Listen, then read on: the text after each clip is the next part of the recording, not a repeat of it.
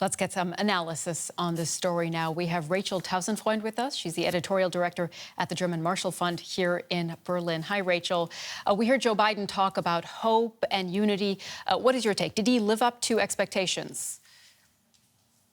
He did. He met expectations, and I think most agree he even surpassed expectations. Now, Trump had set the bar relatively low for Biden, highlighting his age and his slowness, in Trump's words. So Biden maybe didn't have to do much to meet those expectations, but he did. He delivered his speech with energy, without any gaffes, without any stumbles. It was a strong speech. And did we get an idea of what his strategy will be in the coming weeks of taking on President Trump? I think we got a very clear idea from the entire convention and then his speech as the capstone. I mean, the clip said it. It's this contrast of empathy, compassion, unity. He's setting himself up to be the sort of caring father who can help America in this time of need, in contrast with someone who only thinks about himself. This was a quote, someone who's divisive and who isn't taking responsibility. Rachel, we know a lot of people here in Europe are watching what's happening in the U.S. very closely to see what happens in the election. And we know that Joe Biden as well has this long, deep foreign policy record, and he might try to undo some of what President Trump did in office. So what would a Biden presidency mean for Germany and the transatlantic relationship?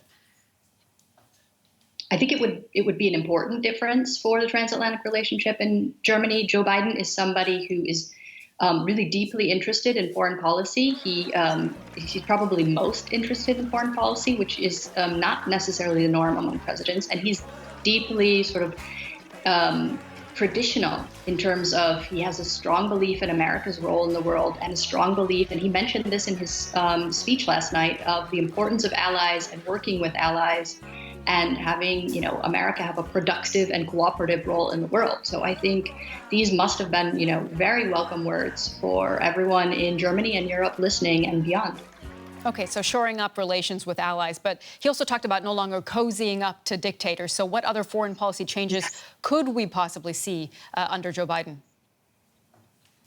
Yeah, Biden and a couple others mentioned, how Trump has been good for China, basically. I think we can expect, different trade posture that will be tough on China, for example, but working with allies instead of also challenging allies.